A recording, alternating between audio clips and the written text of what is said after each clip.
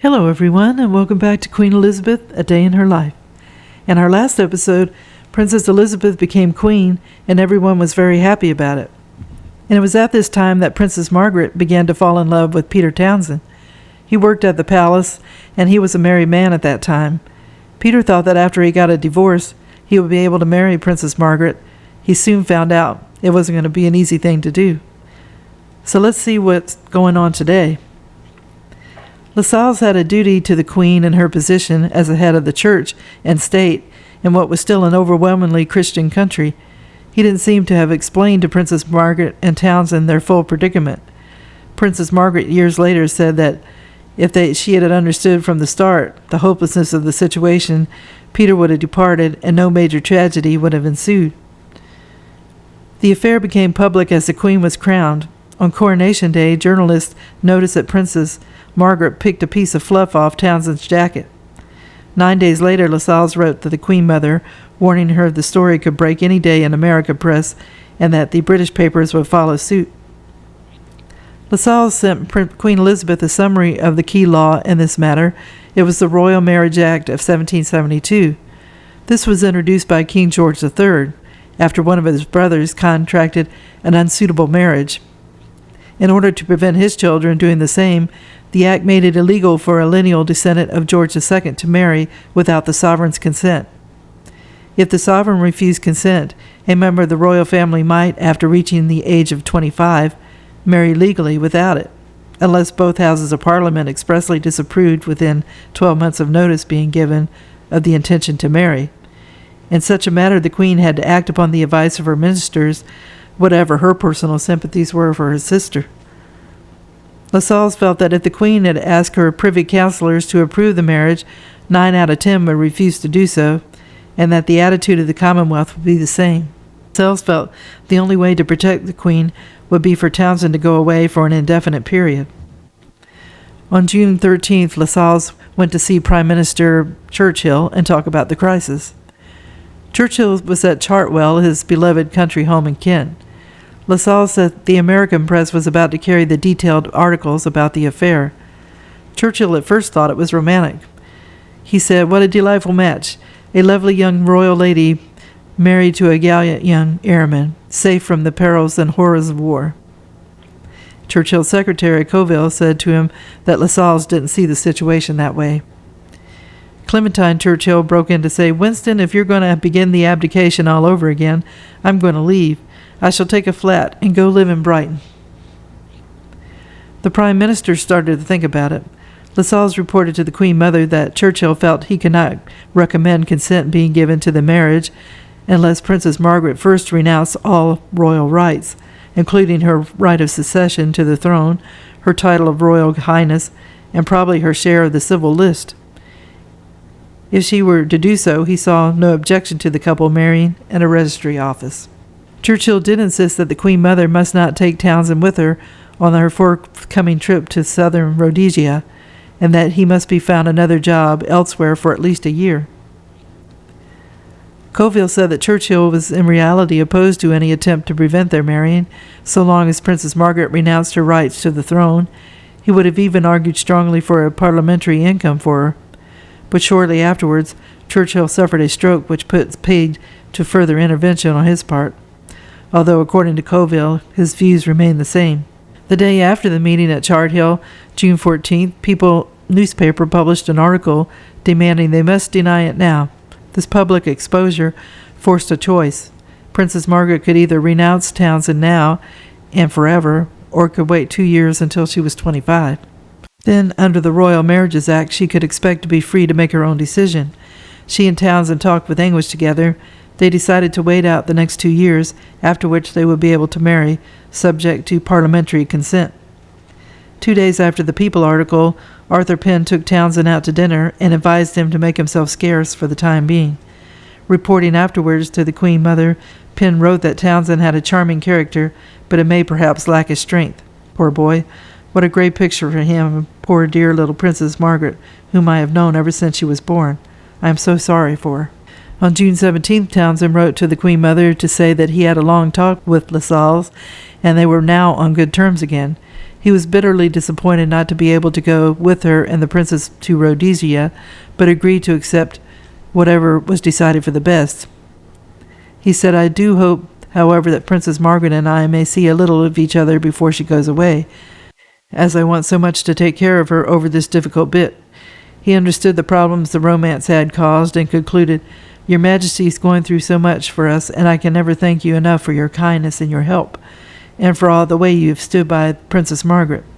We will never forget how much you are thinking of the Queen, too, and will always do everything we can to consider her."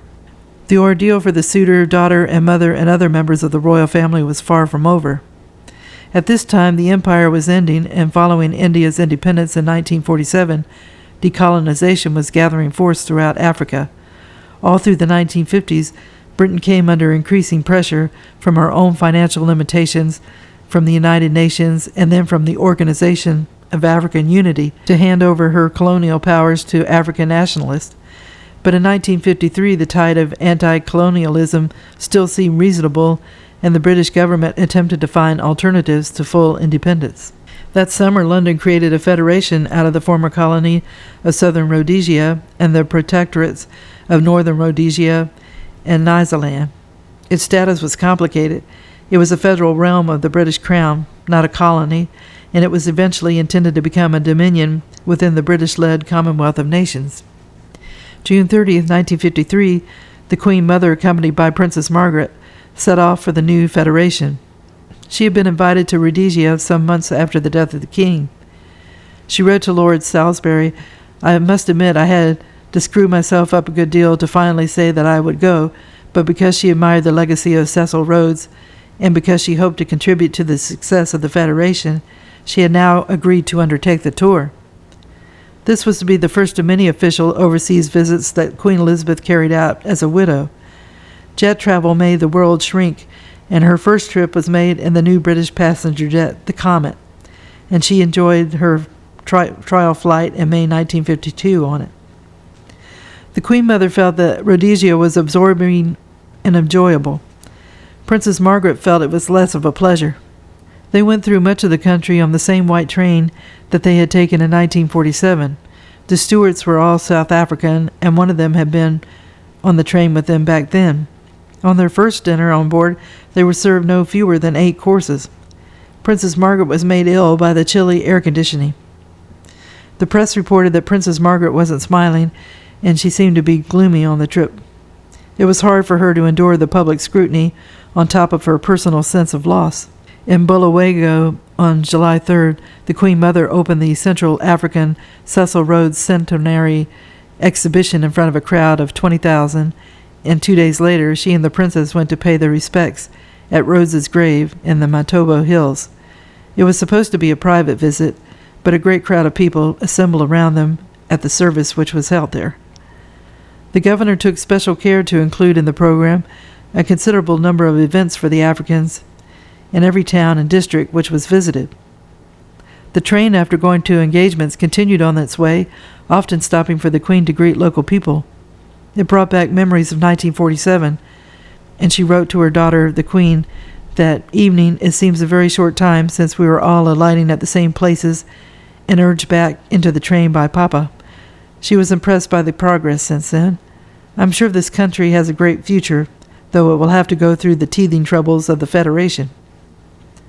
The princess still wasn't feeling well, and she flew back to Salisbury while Queen Elizabeth continued the trip on her own. She met the boys of Eagle School and the residents of Messiter District and Cashel, Nyanyazi. She drove through the African irrigation farms, and she then met residents at Birchinell Bridge and took tea in the Bikita Native Reserve. She visited the ancient ruins at the Great Zimbabwe. Then she got back to Salisbury, where she laid the foundation stone of the new University College on July 13th. The journey was strenuous. Major General Sir John Kennedy, the governor of Southern Rhodesia, apologized that the program was so heavy and wished that there could have been more lions and picnics in the game reserves. He thought her trip had done untold good, and he said, "I believe, given everyone of all races a feeling of confidence about the future, which is just what was needed at this moment." Queen Elizabeth loved Rhodesia for its sheer physical beauty, range after range of blue mysterious hill fading into far, far away, and a great plain stretching away forever between the mountains. The light is exquisite, the sun bright and hot, and the air cool. I love the immensity of Africa. One feels a great rhythm all the time. She had a maternal view of the British Commonwealth and believed the white settlers were doing good not only for themselves, but also for the black African populations. She thought the country had a great future. The Queen Mother was concerned for Princess Margaret, but it was on this trip that she got her zest for life back. People remembered her laughing and high spirits on the trip. Everywhere she went, she seemed to enjoy herself, and thousands of people, black and white, were happy to see her doing so. A guest at the reception in Salisbury at the end of her tour observed that she looked fresh as a daisy after grueling days. I've never seen a more serene person. One cannot describe her as beautiful, and yet she is a beautiful woman. When they got back to London, the Queen and Prince Philip came to London Airport to meet them. So I will end the video here. In this episode, we see that there were laws to abide, and the marriage that Princess Margaret and Townsend wanted wasn't going to be an easy thing to accomplish. In the meantime, the Queen Mother and Princess Margaret went back to South Africa. The Queen Mother during this visit found a new zest for life. Princess Margaret, on the other hand, got sick and wasn't having such a great time. Well, I hope you enjoyed the video, and if you did, if you could give it a thumbs up, it would be greatly appreciated. It helps the channel to keep growing. And as I mentioned before, I created a list of merchandise from Amazon that I thought you might be interested in. If you click on the link, it takes you to the Amazon page, and if you purchase anything, I get a small commission that is of no extra cost to you. More importantly, I wish everybody a good day, and tune in again soon for another episode of Queen Elizabeth, A Day in Her Life. Thank you. Bye.